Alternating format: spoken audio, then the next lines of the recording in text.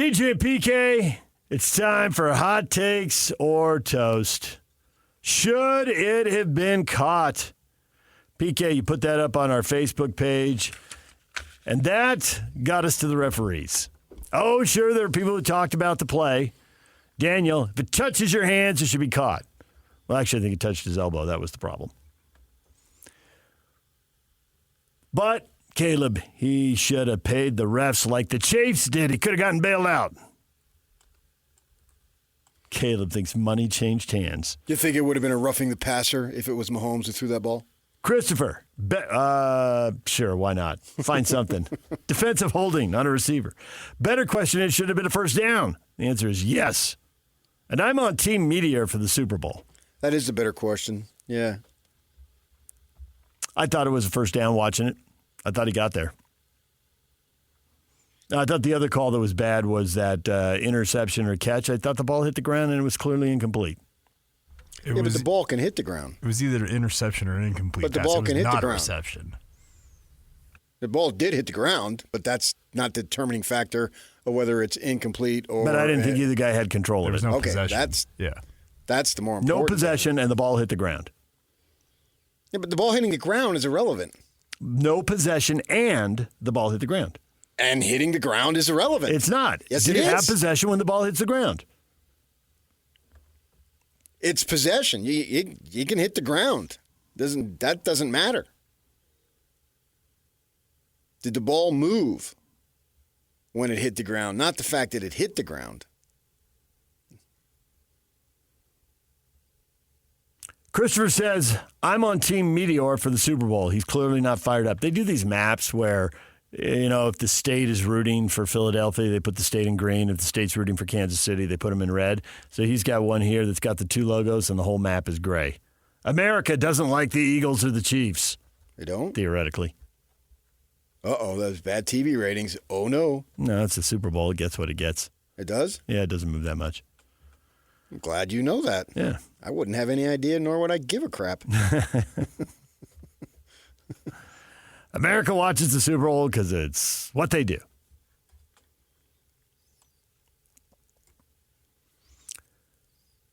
Tony puts it on Josh Allen. Allen didn't recognize the blitz. They only needed 5 yards. Where's the hot receiver on a blitz that he could have thrown to?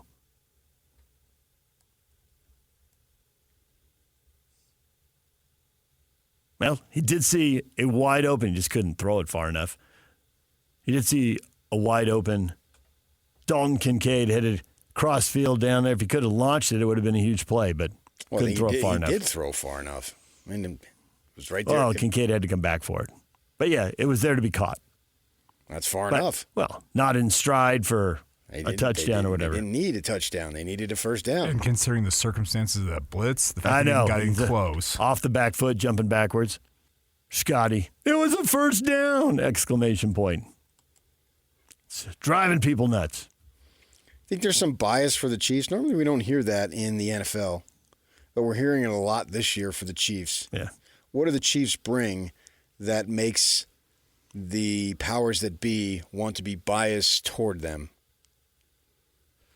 Popularity, I suppose. Or at least people will watch them even if they're rooting against them. Watchability. So I guess watchability. You just told me that the ratings don't matter, so what difference does it make? I think when you get this deep into the season, the conference title games and the Super Bowl, they largely get what they want. Okay. They largely get who they get because the golf moves and gets out of the way. What are you going to channel surf to? So There's not much on. What is watchability?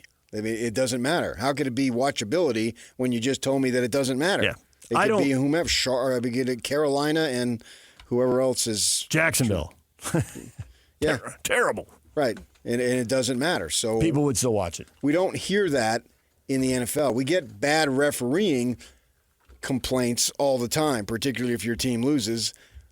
And that happens, but it's not couched in they want Tim the league Donaghy and like they do at the NBA, and that it's a rogue ref. No, it's not. They're aware of the line. They're aware of the stars, and in the NBA, quite often, not always, but quite often, stars are in the bigger markets, and clearly in the NBA, that appears to matter. It doesn't matter to me. I'll watch it no matter what.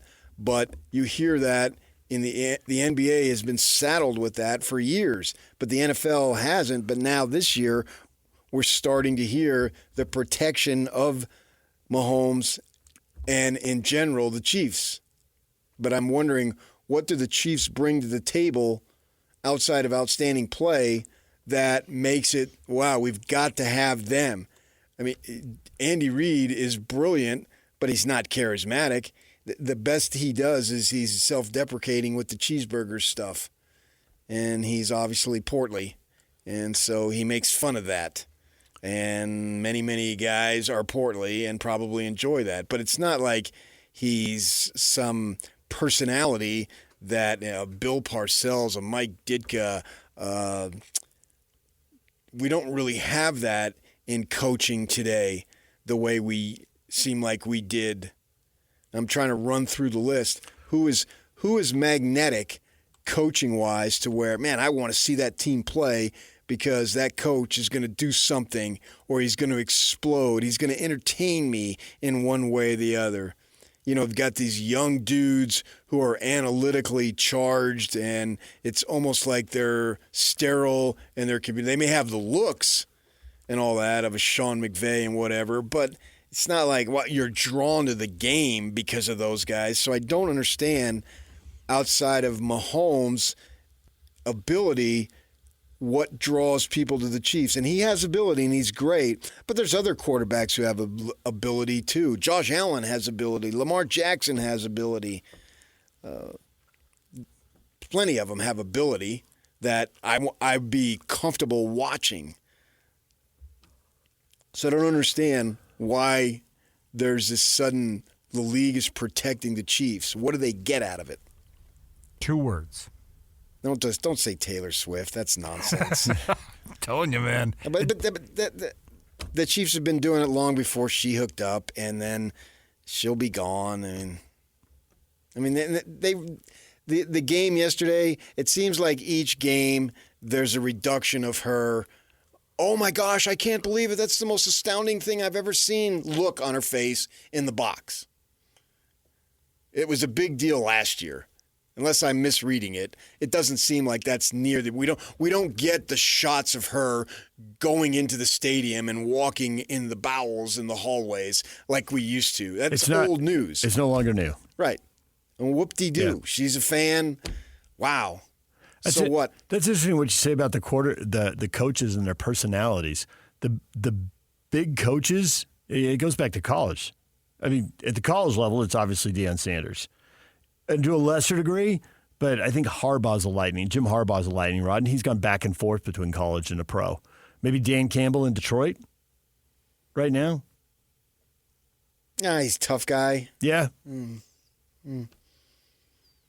I mean, they're all grinders. They all work 90 hours a week during the season, blah, blah, blah. It's all, it's hard work, and they, live and die by the results as they should. Maybe Sean McVay? No, that's what I'm saying. Sean McVay, he's got the look, yeah. but I don't – Sean McVay. Now, remember that he's press a young conference? guy, and he's a sharp-looking dude and all. But, I got to see the Rams because it's Sean McVay. No, he's another guy who got into it because he had a door flung wide open for him. McVay. Yeah. And good for them. That's not to say that they aren't great, but I know a guy down the street who coaches high school ball, and he doesn't have a father or whomever or a grandfather who flung the door wide open for him. The new Dallas Cowboys head coach. Yeah. I mean, it's on and on. Yes. And that's not to take away anything from them, but they got not just a foot in the door. The door was flung wide open. Yeah. I mean, and the Diamondbacks announcer is Joe Garagiola's grandson, and the late, great Steve Klauke didn't have the door flung right open, but he was just as good, if not better. We all know that. We've listened to him for 3 decades. But none of that attracts me. I'm attracted by great play. And by definition, the Super Bowl gives me great play. Because they have had to win hard-fought games. So I don't care who's in it. I don't see how the Chiefs are more attractive. I would have been just as fine 13 days from now, turning on the Commanders and Bills. And America would have turned that game on. This game that we have, I'm totally fine with it, but it holds no more allure than if it would have been the other two. DJ PK, it's 97.5 The Zone. More NFL football with Jason Cole. The 3013.com. He's here at 8:30. Steve Cleveland is talking hoops with us at 9:05 right here in The Zone.